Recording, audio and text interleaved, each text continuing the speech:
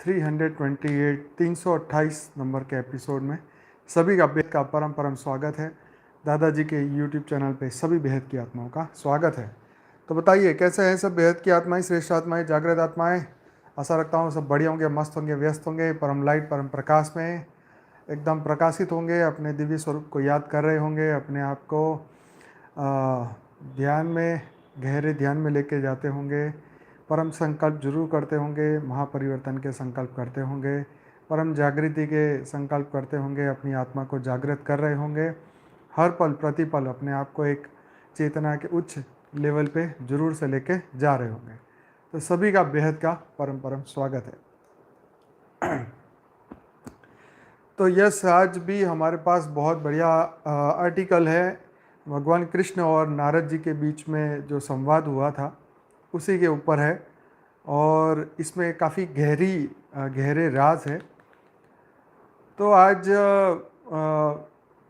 बापूजी से एक बात हो रही थी कि क्या भगवान कृष्ण, भगवान राम ऑलमाइटी अथॉरिटी के डायरेक्ट अवतार, क्या वो हर पृथ्वी में होते हैं, क्या वो हर युग में आते हैं?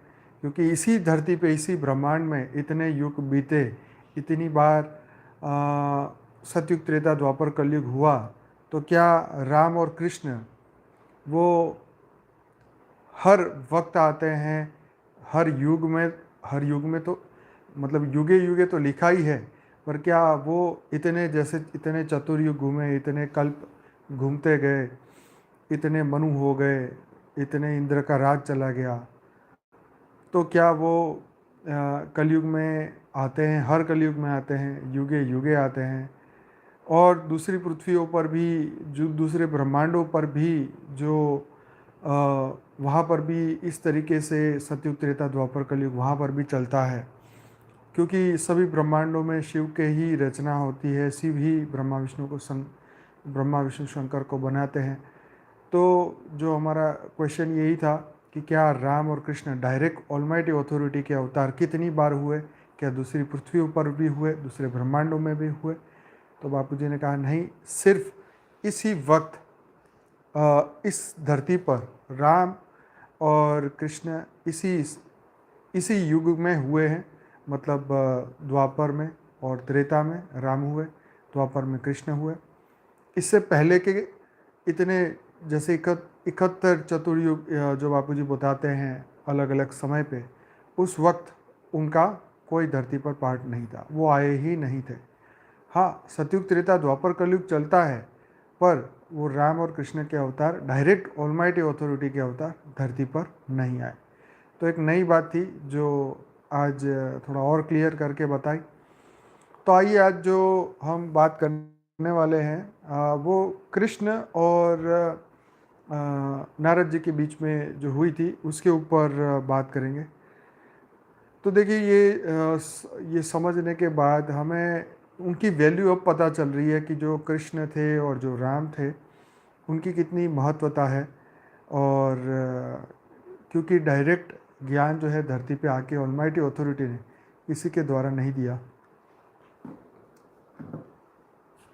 तो चलिए शुरू करते हैं आज का आर्टिकल।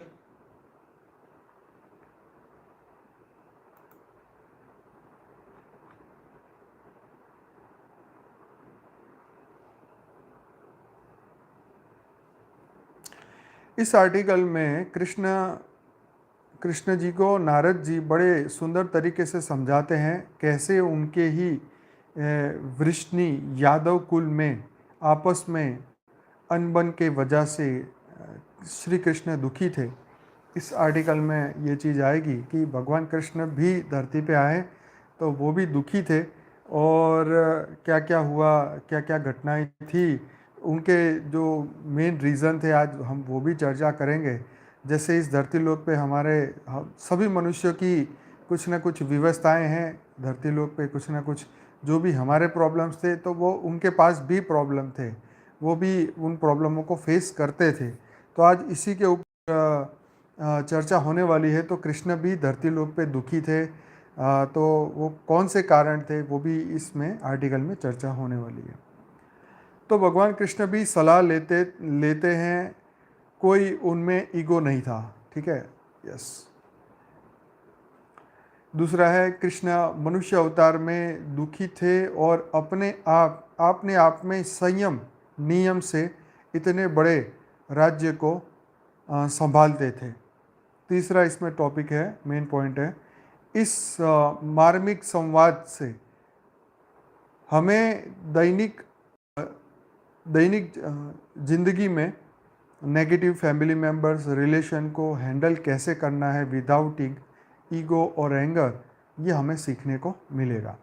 तो बने रहिए, शुरू करते हैं। यादवों के अंधक वृष्टि संघ की कार्य प्रणाली गणतंत्रात्मक थी और बहुत समय तक वह अच्छे ढंग से चलती रही। तो अंधक वृष्णि संघ, उसके बारे में थोड़ा बताना चाहूँगा। तो वो एक महाभारत युद्ध से पूर्व दोनों राज्यों का संघ था जो अंधक वृष्णि संघ कहलाता था। उस संघ में अंधकों के मुखिया आहुक पुत्र अग्रसेन थे और वृणियों के शूर पुत्र वासुदेव थे। तो इसका थोड़ा सा और बताऊंगा।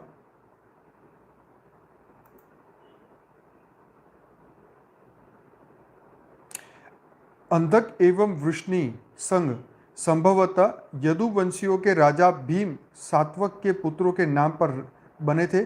कृष्ण वृष्णि थे एवं उग्रसेन और कंस अंधक थे। मथुरा में तीर्थकर नेमिनाथ भी अंधक कहे गए हैं। तो ये एक टाइप का, ये क्या बोलते हैं कि मतलब जैसे हमारा कुल और ऐसे बातें होती है ना कि तुम्हारा कुल कौन सा है। तो ऐसी तरह यहाँ कृष्ण की भी बताए गए थे कि यदुवंशियों के अंदर भी जो दो थे अलग अलग, अंधक और वृष्णि, तो उसमें जो कृष्ण है वो वृष्णि में थे और यदुवंश में उसके मामा वगैरह जो थे वो अंधक में थे। तो ये कुछ इतिहास में ऐसा कुछ लिखा हुआ है।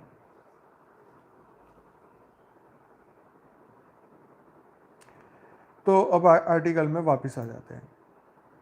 प्राचीन साहित्यिक उल्लेखों से पता चलता है कि अंधक वृष्णि संघ काफ़ी प्रसिद्धि प्राप्त कर चुका था। इसका मुख्य कारण यह था कि संघ के द्वारा गणराज्य के सिद्धांतों का सम्यक रूप से पालन होता था, चुने हुए नेताओं पर विश्वास किया जाता था। ऐसा प्रतीत होता था कि कालांतर में अंधकों और वृष्णियों की अलग अलग मान्यताएं हो गई और उनमें कई दल हो गए। प्रत्येक दल अब अपना राजनीतिक प्रमुख स्थापित करने के लिए प्रयत्नशील रहते थे। उनकी सभाओं में सदस्यों को जी भरकर आवश्यक विवाद करने की स्वतंत्रता थी। एक दल दूसरों की आलोचना भी करता था। जिस प्रकार आजकल अच्छे सामाजिक कार्यकर्ताओं को भी बुराइयां होती हैं, उसी प्रकार उस समय भी ऐसा था। तो महाभारत के शांति पर्व के 81वें अध्याय में एक ऐसे वाद विवाद का वर्णन है जो तत्कालीन प्रजातंत्रात्मक प्रणाली का अच्छा चित्र उपस्थित करता है। यह वर्णन है श्री कृष्ण और नारद के बीच का संवाद का, जो अभी हम करने वाले हैं। उसका हिंदी अनुवाचन नीचे है। वासुदेव उवाच, मतलब वासुदेव बोलने लगे, देवर्षि, जो व्यक्ति सुहृद न हो, सुहृद उसका मतलब होता है हिंदी में जो अच्छे हृदय का ना हो।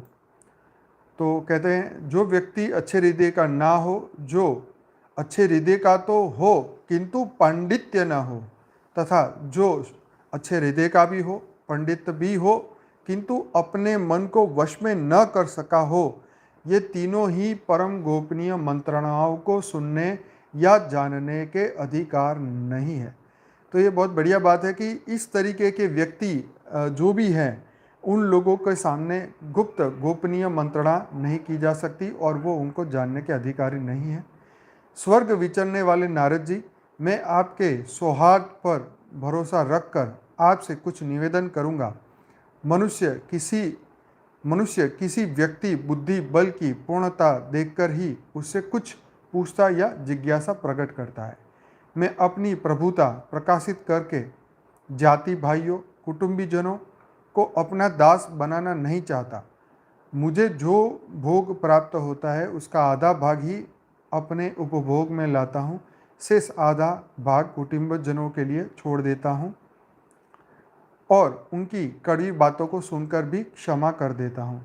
देवर्षि, जैसे अग्नि को प्रकट करने की इच्छा वाला पुरुष अरणि काष्ठ का मंथन करता है, उसी प्रकार इन कुटुंबी जनों का कटु वचन मेरे हृदय को सदा मथता और जलाता रहता है।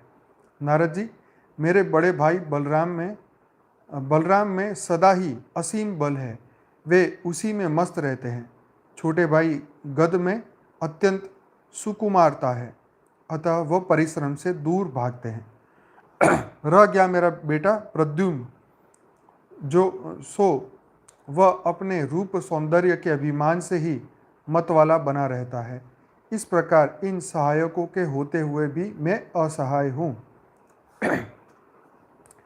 मतलब कृष्ण ने अपने फैमिली की बात करी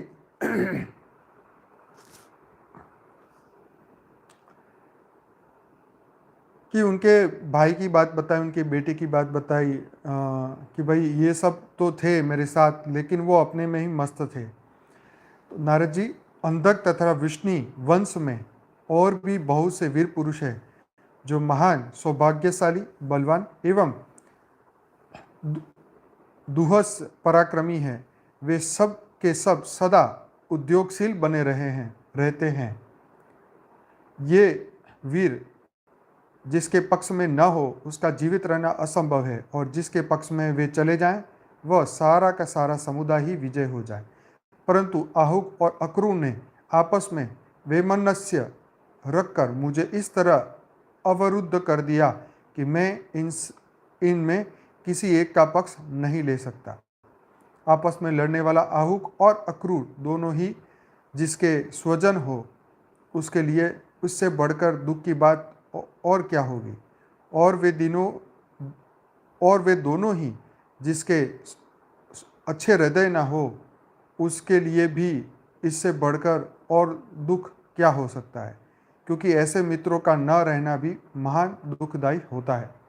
महामते, जैसे दो जुआरियों की एक ही माता एक की विजय चाहती है तो दूसरे की पराजय नहीं चाहती, उसी प्रकार मैं भी इन दोनों सुहृदों मतलब अच्छे हृदय वाले में से एक की विजय कामना करता हूँ तो दूसरे का पराजय नहीं चाहता।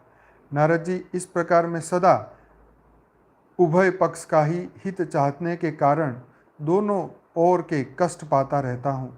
ऐसे दशा में मेरा अपना तथा इन जाति भाइयों का भी जिस प्रकार भला हो वह उपाय आप बताने की कृपया करें। तो कृष्ण जी ने नारद जी को ये पूछा, अपने प्रॉब्लम उनको पूछे कि इसका कोई सॉल्यूशन बताए। तो अब नारद जी बोल रहे हैं।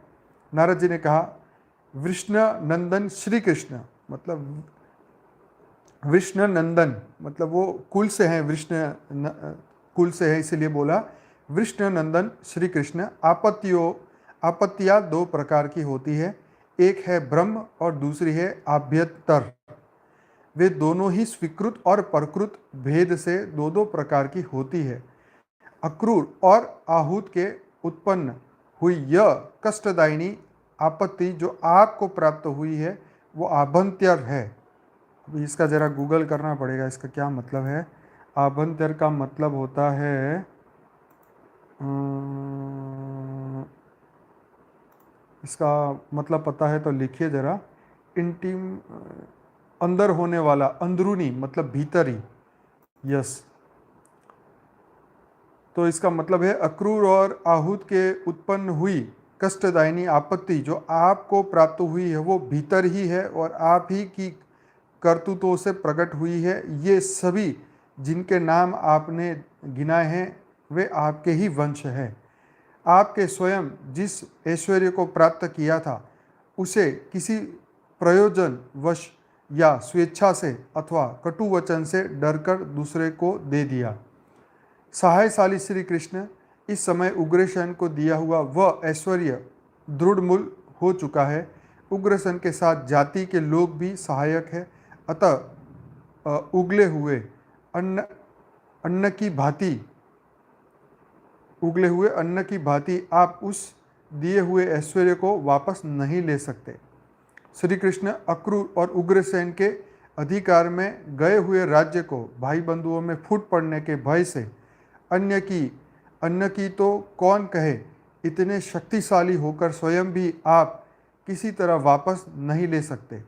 बड़े प्रसन्न से अत्यंत दुष्कर कर्म महान संहार रूप युद्ध करने पर राज्य को वापस लेने का कार्य सिद्ध हो सकता है, परंतु इसमें धन का बहुत व्यय और असंख्य मनुष्य का पुनः विनाश होगा। अतः श्री कृष्ण, आप एक ऐसे कोमल शस्त्र से जो लोह का बना हुआ होने पर भी हृदय को छेद डालने में समर्थ है, परिमार्जन और अनुमार्जन करके उन सब की भीड़ उखाड़ ले, उन्हें मुक बना दे, जिससे फिर कलह का आरंभ न हो। वासुदेव उवाच, वासुदेव ने कहा, भगवान श्री कृष्ण ने कहा, मुने, बिना लोहे के बने हुए उस कोमल शस्त्र को मैं कैसे जानूं, जिसके द्वारा परिमार्जन और अनुमार्जन करके इन सब की जीवा को उखाड़ लूं। तो नारद जी बोले, नारद जी ने कहा, श्री कृष्ण, अपनी शक्ति के अनुसार सदा अन्नदान करना, सहनशीलता, सरलता, कोमलता, यथा योग्य पूजन, आदर सत्कार करना, यही बिना लोहे का बना हुआ शस्त्र है।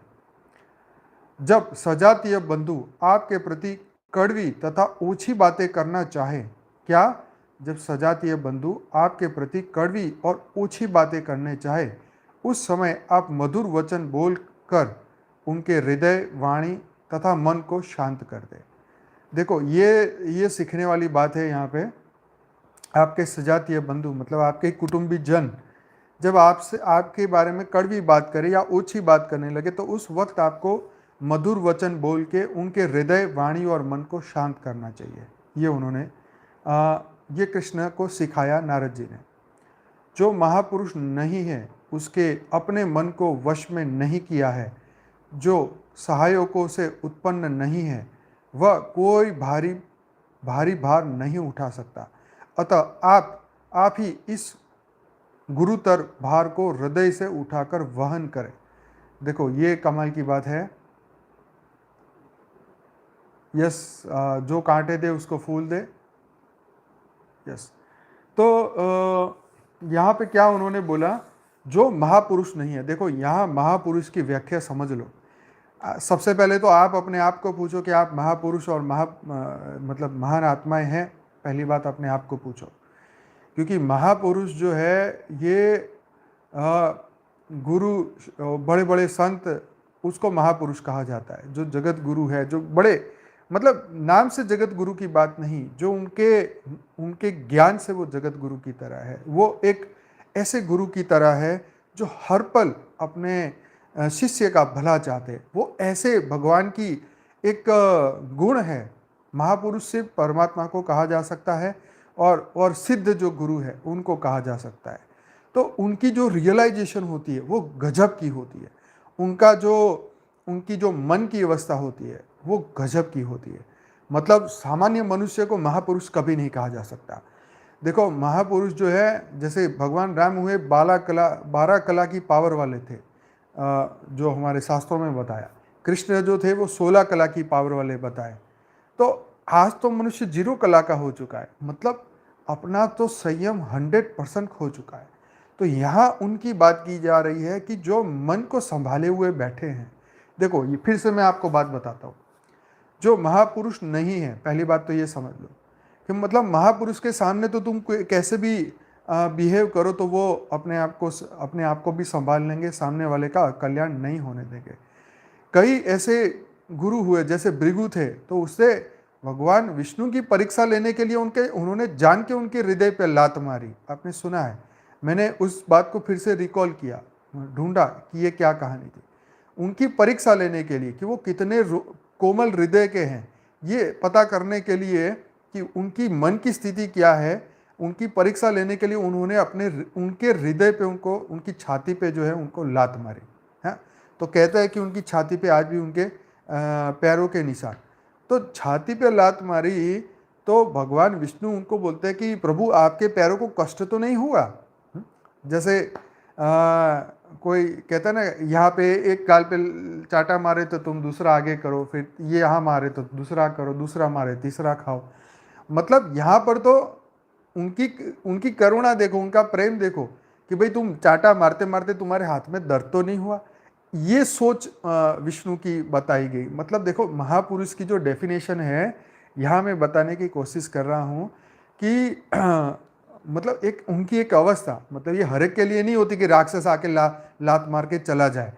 यहाँ महापुरुष की बात हुई कि महापुरुष मतलब पहले सामने वाले व्यक्ति को भी तो देखना पड़ेगा ना, कि वो ऐसे कैसे कि कोई भी आया तुम्हें कुछ भी बोल के चला गया। सामने वाला व्यक्ति का स्टेटस देखो मतलब स्टेटस मीन्स उसका ज्ञान कितना है, क्या उसका जीवन का कैरेक्टर है ना। तो उनकी बात करी जा रही कि जो महापुरुष है, तो भगवान ने उन महापुरुष की लात भी खा ली है प्रेम से, और उनको इतने प्रेम से उनको जवाब भी दिया। तो ये समझ की बात है। मतलब महापुरुष तुम्हारे गुरु की बात हो रही है, तुम्हारी आत्मा के कल्याण करने वाले जो परमात्मा है उनकी बात हो रही है, और तुमको जो ज्ञान देने वाले हैं उनकी बात हो रही है कि जब वो महापुरुष तुम्हें जो दो शब्द कड़वे भी बोले तो तुम्हें उनको सहन करना होगा, तुम्हें उनसे कुछ सीखना होगा।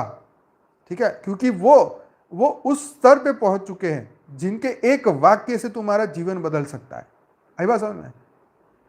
गुरु थे, अपने चेलों को बोलते हैं कि तू राम राम राम राम नहीं बोलना, तू मरा मरा मरा मरा बोलते रहना, जब तक मैं तुझे ना बोलूं तब तक बोलते रहना। तो वो चेला जो है वो मरा मरा मरा मरा बोलता रहा, तब जब तक वो मतलब वो क्वेश्चन आंसर नहीं, अरे ये क्या बुलवा रहे हो मेरे से, इसका क्या तर्क है, ये क्या है, वो क्या है, ऐसा नहीं। तो गुरु शिष्य परंपरा में यही होता था कि जो गुरु ने एक आदेश दे दिया, अब ऐसा नहीं कि गुरु गुड़ खाता है तो हम भी खाएं, ऐसा नहीं। पहले उनका लेवल को देखो, वो तो एक अलग लेवल के हैं। तो कहने का मतलब जो सत्पुरुष की बात है तो उनकी मैं डेफिनेशन बता लूँ कि जो महापुरुष है, तो महापुरुष कोई एक सामान्य मनुष्य तो हो ही नहीं सकता है। तो यहाँ ये नारद जी कृष्ण जी कह रहे हैं कि जो महापुरुष नहीं है, जिसने अपने मन को वश में नहीं किया है, मतलब जो छोटी सी बात में टेम्पर जिसका हाई हो जाता है, आपको पहले तो उनका पता, उसका स्वभाव पता होना चाहिए। ठीक है, जिसका मन कंट्रोल में नहीं है तथा जो सहायकों के सत्पत्र नहीं है। अरे यार, एक तो हिंदी इतनी भारी है ना, मेरे को इसका मीनिंग भी नहीं आता है। चलो छोड़ दो तीसरे को। वह कोई भारी भार नहीं उठा सकता। मतलब जो व्यक्ति जरा भी एक थोड़ा भार उठाने का उसका तैयारी भी नहीं है, अतः आप ही इस गुरुतर भार को हृदय से उठाकर वहन करें। देखो क्या कह रहे हैं कि ऐसे कैटेगरी के जो लोग हैं, जो जरा भी उनका मतलब उनका टेम्पर इतना भी नहीं है कि दो बात सुन सके, तो उनको जो उनके ऊपर जो मतलब उनके वो जो आपको कष्ट दे रहे हैं या जो देने वाले हैं, उसको आपको उस भार को आपको वहन करना होगा खुद को। उसके ऊपर मत डालो, नहीं तो वो कितने लोगों को धड़ाधड़ कर देंगे। आई बात समझ में? मतलब ऐसे टेम्पर वाले, हाई टेम्पर वाले को तो सरकार नौकरी में भी नहीं रखती है। ऐसे टेम्पर वाले को उनको बंदूक भी नहीं देती। क्यों? क्योंकि अगर इसका दिमाग छटका तो कितने लोगों को टपका डालेगा। मतलब तो यहाँ ये बात समझाने की कोशिश कर रहे हैं कि अगर कोई तुम्हारे सामने इस तरीके का बंदा हो तो उसको अतिरिक्त भार मत दो। उसको भार देने से बेटर है खुद ही उसको उठा लो। जैसे कोई सामने वाला बंदा पागल हो और तुम उससे कुछ काम कराना चाहते हो, तो बेटर है उसको मत बोलो, अपनी टाइम एनर्जी ना बगाड़ो, खुद ही वो काम कर दो, ताकि तुम जो है अपने समय से उससे निकल जाओ। तो यहाँ वो बात बताई कि जो महापुरुष ना है उसको इतना भार मत दो, अपना ही हृदय में वो भार उठा लो। तो सहन शक्ति बढ़ानी होगी, ये बिल्कुल सही बात। टॉलरेंस लेवल हर व्यक्ति को बढ़ाना होगा। मतलब हम छोटी सी बात को सुन के तुरंत ही एक्शन का रिएक्शन, और वो मतलब सुनने पहले ही हम जो है वो हो जाते हैं, ऐसा नहीं होना चाहिए। महापुरुष की तरह बनने की कोशिश करनी चाहिए, महापुरुष को समझे। कभी इस पर भी बात करेंगे महापुरुष के ऊपर आगे। समतल भूमि पर सभी बैल भारी भार वहन कर लेते हैं, परंतु दुर्गम भूमि पर कठिनाई से वहन करने योग्य गुरुतर भार को अच्छे बैल ही ढोते हैं। मतलब ये कह रहे हैं कि जो रोड प्लेन है उसमें तो नॉर्मल बैल है वो अपना बैलगाड़ी चल जाती है, लेकिन जो खेतों के अंदर ज़मीन ऊपर नीचे हैं, तो वहाँ पे तो आपको जो बैल है वो कैसे चाहिए, अच्छे ट्रेनिंग वाले चाहिए, ठीक है, अच्छे बैल चाहिए जो भार को उठा सके, ठीक है जी। केशव, आप इस यादव संघ के मुखिया है, यदि इसमें फूट हो गई तो इस समूचे संघ का विनाश हो जाएगा, अतः आप ऐसा करें जिससे आपको पाकर इस संघ का, इस यादव गणतंत्र राज्य का मूलोच्छेद न हो जाए।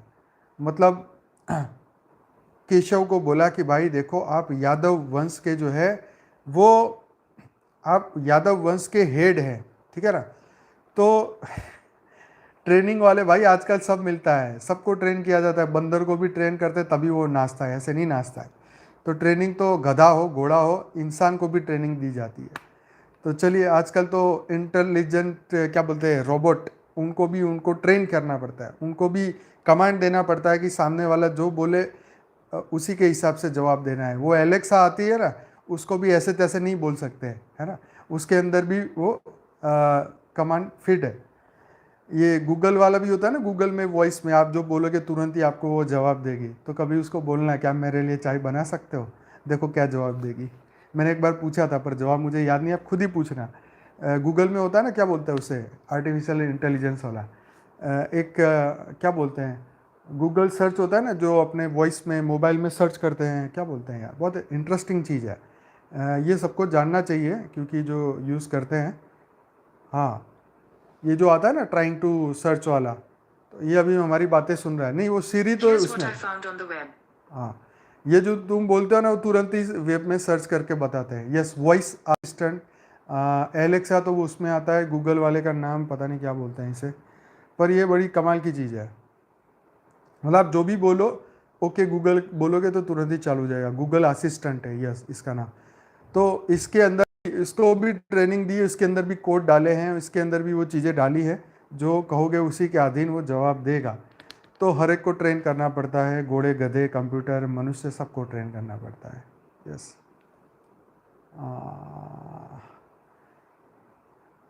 अच्छा, विंडो के लिए भी है ये बात, तो ये तो मुझे नहीं पता था। चलिए, बहुत अच्छी बात लिखी आपने।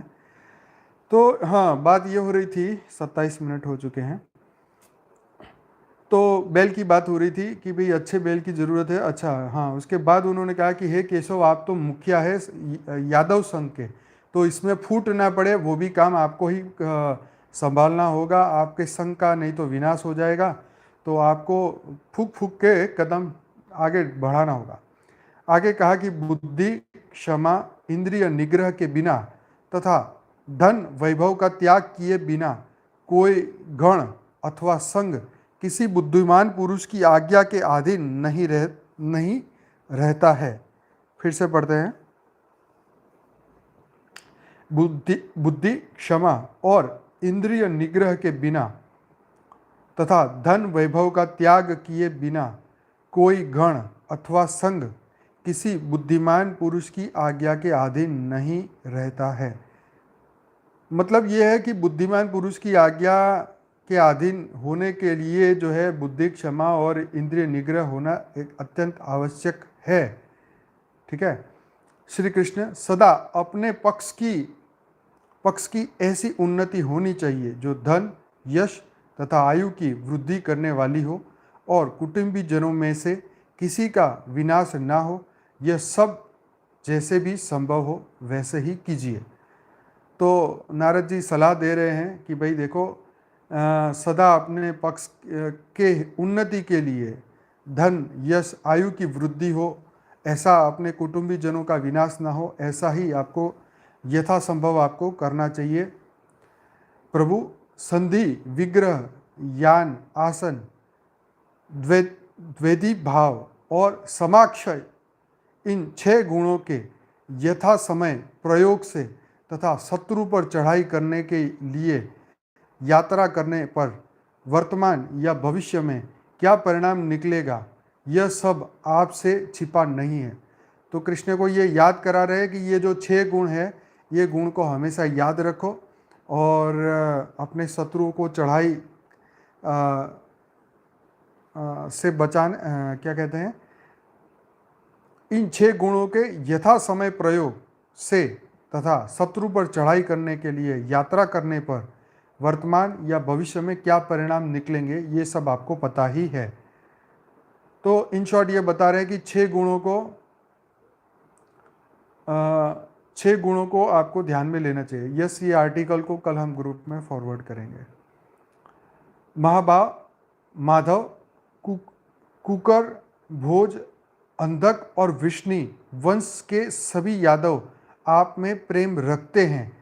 दूसरे लोग और लोकेश्वर भी आप में अनुराग रखते हैं।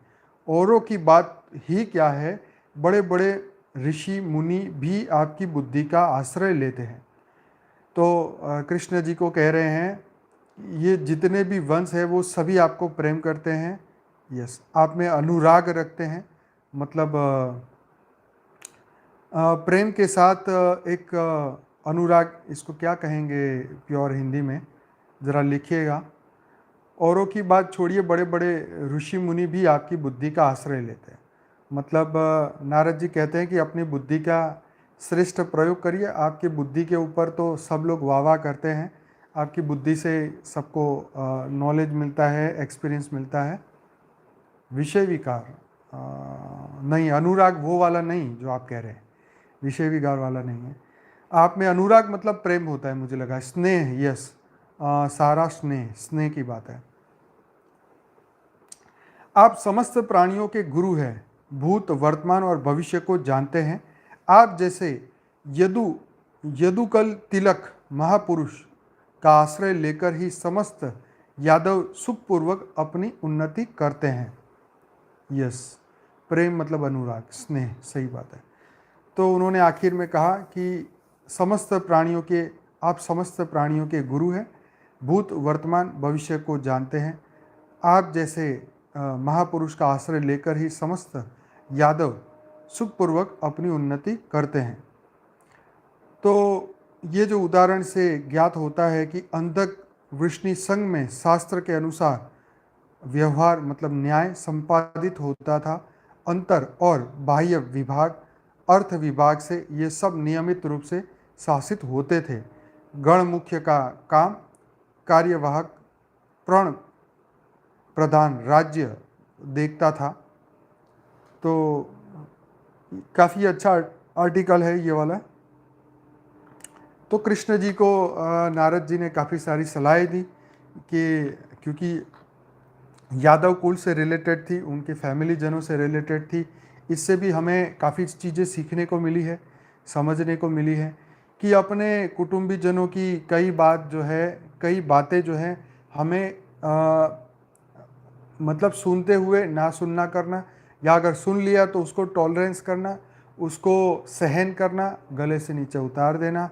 और हमें ये समझना चाहिए कि ये व्यक्ति ये बोझ ढो पाएगा या नहीं ढो पाएगा, क्या, क्योंकि जिसका मन कंट्रोल में नहीं है, जो महापुरुष नहीं है, जो एक सामान्य मनुष्य है, जो कभी शास्त्र नहीं पढ़ता, भक्ति नहीं करता, तो उसके साथ आपको किस तरीके से पेश आना चाहिए। आजकल तो गुरु को सहन नहीं कर सकते, शिष्य शिष्य को सहन नहीं कर सकते, एक शिष्य गुरु की बात को सहन नहीं कर सकते। ये ज़माना आ चुका है, क्योंकि सबको लगता है कि मैं कुछ हूँ। भाई तुम कुछ भी नहीं हो, तुम एक बिग ज़ीरो हो, एक बात समझ लो। क्योंकि जो तुम महापुरुष की बात कर रहे हो, जो जिनका मन कंट्रोल में है, जो संयम में है, जिसको सीधा विज़न दिखाई दे रहा है, भूत भविष्य वर्तमान का जो ज्ञान है, उन समान तो बनते बनते, वो महापुरुष तक बनते बनते मनुष्य को कितनी परीक्षाओं से पास होना होगा, कितनी परीक्षाएं मनुष्य को देनी होगी। उस परीक्षा, सिर्फ परीक्षा देने से कुछ नहीं होगा, उसमें पास भी होना होगा। यस, अपना ईगो, अपना ये सब कुछ जो है वो ख़त्म करना होगा। मैं कुछ भी नहीं हूँ, ठीक है, ये आपको हर पल मानना होगा। मनुष्य को देखा जाए तो क्या, जब पैदा हुआ था तो नंगा हुआ था, मतलब कुछ भी लिए बिना आया था। जब जाएगा तो क्या जाएगा, क्या लेके जाएगा, कुछ भी नहीं। तो क्या ये सृष्टि का नियम देखो, कुछ भी लेके नहीं आ सकता है, कुछ भी लेके नहीं जा सकता है। सिर्फ कर्म है वही कर्म इस भाव से उस भाव की ओर लेके जाएंगे, इस मनुष्य देह से अगले मनुष्य देह की ओर जाएंगे, इससे भी आगे। आज एक और बात बढ़िया मैंने समझी कि अगर सांप जो है मनुष्य को काटता है तो क्या सांप को पाप लगेगा? सोचने वाली बात है, गजब की बात है। तो भोग योनि में जो है किसी प्राणी को पाप नहीं लगता, क्योंकि उसके अंदर कोई बुद्धि नहीं है, उसके अंदर क्योंकि वो अपने उसके डीएनए में वो चीज़ है। जब बिच्छू है तो वो काटेगा ही, उसके डीएनए में है, ठीक है ना। वो आप देखो कि एक हिरण का बच्चा जैसे ही पैदा होता है, एक हिंसक प्राणी अचानक आता है, शेर आया, उसको पकड़ के मार के उसी की माँ के सामने खा गया। उसकी माँ कुछ नहीं कर सकती, सिर्फ दुखी हो सकती है, सिर्फ रो सकती है। कहने का मतलब ये है कि सांप मनुष्य को काटे तो उसको कोई पाप लगने वाला नहीं है। तो मनुष्य को काटा क्यों उसने? तो मनुष्य के कर्म के अनुसार कोई भी विषय, वस्तु, व्यक्ति उसके सामने आता है और वो उसको दुख या सुख का कारण बनता है, उसके दुख और सुख का कारण बनता है। जैसे रोड पे मनुष्य जा रहा है, उसको पता नहीं है आगे रास्ते में पत्थर है, वो पत्थर को जैसे ही उसकी ठेस लगती है वो गिरता है, ब्रेन हेमरेज होता है, मर जाता है 1 ही मिनट में। ना पत्थर से कोई लेना, ना पत्थर से कोई ना उससे कोई कर्म बंधन, ना से कुछ। पर कर्म बंधन किस तरीके से किसके सामने आता है वो कोई नहीं जानता।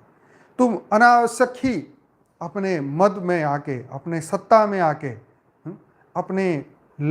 अपने पावर में आके तुम अगर बुरे कर्म कर जाओ, जैसे किसी का मन आउट ऑफ कंट्रोल है, वो अपने ईगो में, जैसे कोई मुंबई का डॉन बन गया, उसने लाखों लोगों को मार दिया, सबसे हफ्ता ले रहा है, सबको मार रहा है, सबको किडनैपिंग कर रहा है, बुरे बुरे कर्म कर रहा है, तो वो भूल चुका है, वो अज्ञान में है कि उसको एक दिन उसका हिसाब चुकाना पड़ेगा। तो ऐसे लोगों के साथ कभी भी कुछ भी हो सकता है। कोई भी हिंसक प्राणी हो या कुछ भी उसके साथ कोई भी घटना घटती है तो उसका कारण उसी के कर्म है। जो गुनाह करता है उसको उसके कर्म के हिसाब चुकाना पड़ता है। चाहे वो व्यक्ति विशेष, जैसे एक्सीडेंट हो जाते हैं, रास्ते से गाड़ी लेके जा रहे, रास्ते में पड़ा वो पत्थर ना दिखा, गाड़ी पलट गई, तो क्या है ये?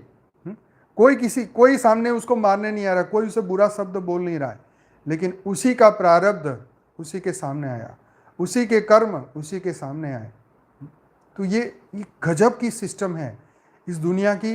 इस धरती लोक पे ऐसी सिस्टम चल रही है, जो सोचे मनुष्य तो पाप करना छोड़ दे।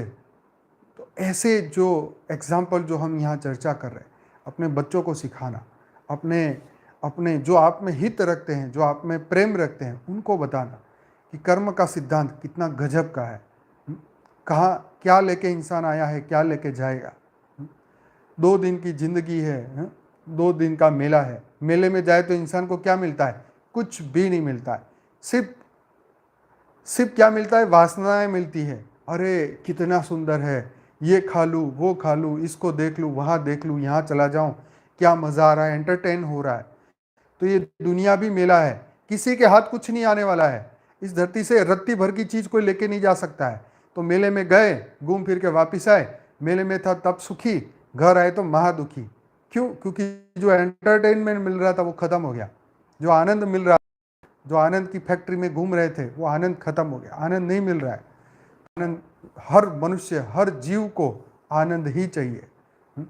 हर एक को आनंद चाहिए। देखो एक पेड़ देखो, जब पेड़ फल देता है तो पशु पक्षी अपने आप खींचे चले आते हैं, वहाँ बैठ के उसके फल खाते हैं, मधुर फल खाते हैं।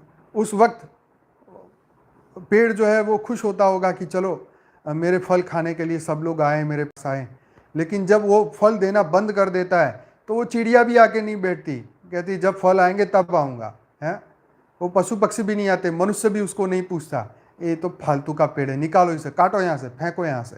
है तो जो मनुष्य जो अच्छे सदविचार ना दे, अच्छे शब्द ना बोले, अच्छे ज्ञान के तो बात ना बोले, उसका जीवन बेकार है इस मनुष्य जीवन में।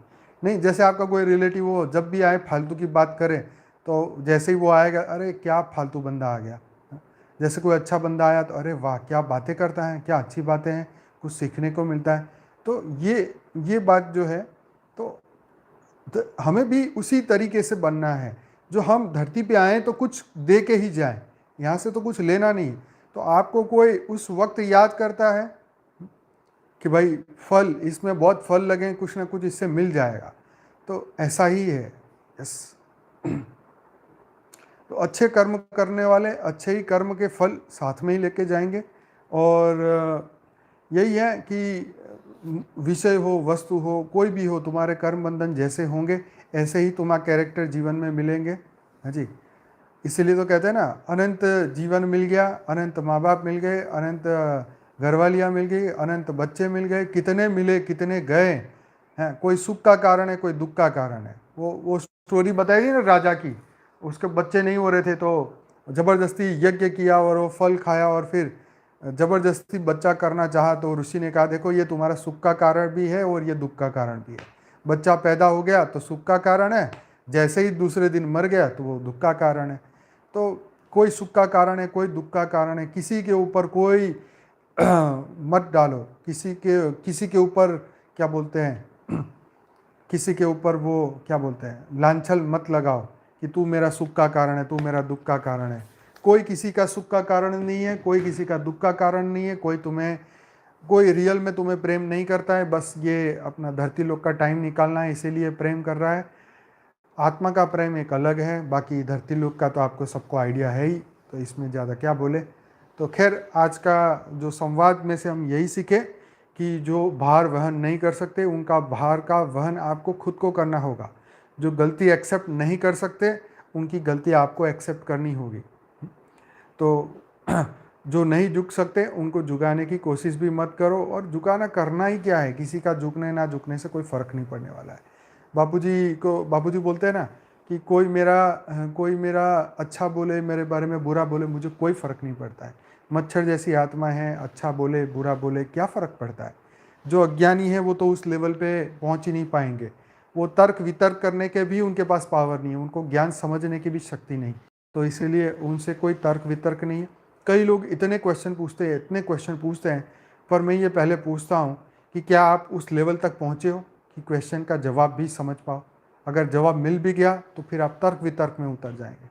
अगर आप में वाकई में इतना दम है तो अपनी दिव्य दृष्टि खुद प्राप्त करें, महापुरुष खुद बनिए, दिव्य दृष्टि को खुद प्राप्त करिए, परम लाइट परम प्रकाश से अपने आप को जागृत करिए, समय आने पे जवाब मिल जाएगा। तो चलिए आज का समय यहीं समाप्त करते हैं। अब हम गहरे योग में चलते हैं, ये बहुत इम्पॉर्टेंट है।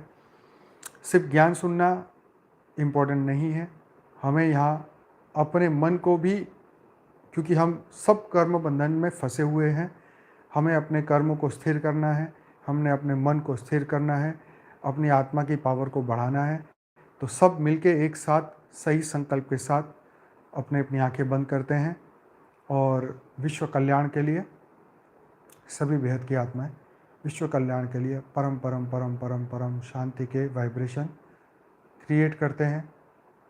आत्मा स्वरूप में स्थिर होके परम लाइट परम प्रकाश को जागृत करते हैं।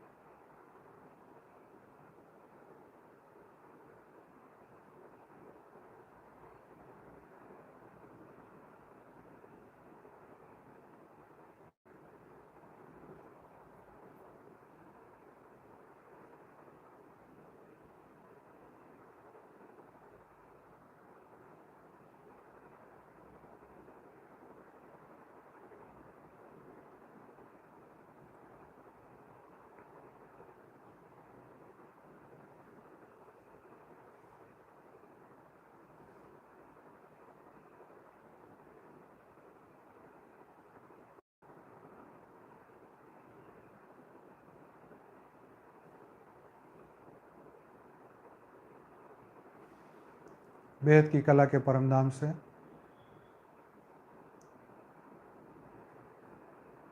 परम लाइट परम प्रकाश बेहद के दादाजी छोटू राम बापू जी हम सबको दे रहे हैं। हर पल प्रतिपल अनंत अनंत शक्तियाँ हमारे अंदर उतर रही हैं। अनंत अनंत लाइट परम प्रकाश हमारे अंदर उतर रहा है। बेहद की परम परम परम परम शक्ति हम प्राप्त कर रहे हैं।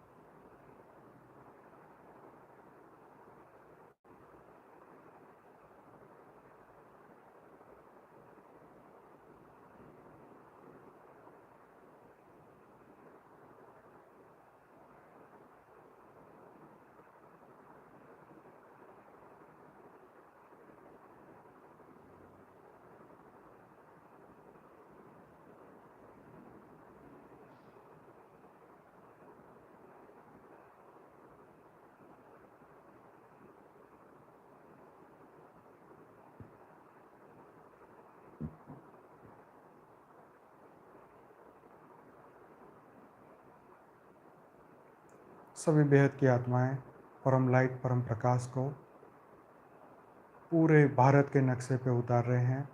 भारत को लाइट हाउस बना रहे हैं। भारत को परम प्रकाश परम लाइट से भर रहे हैं। परम परम परम महाशांति पूरे भारत में हो रही है।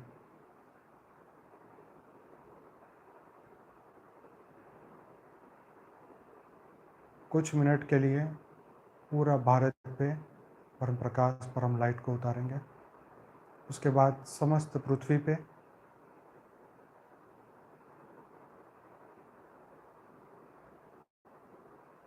पूरे ब्रह्मांड में, महाब्रह्मांड में, परम महाब्रह्मांड, पूरे मल्टीवर्स में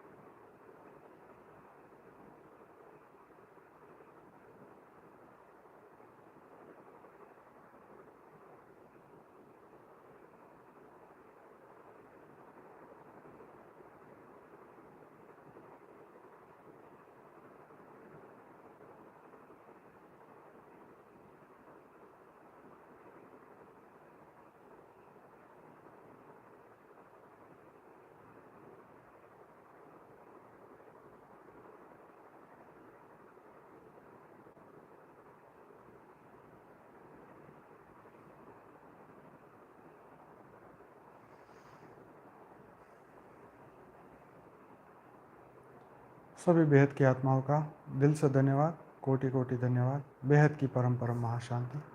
कल मिलते हैं दोबारा रात को 10 बजे। बेहद की परम महाशांति।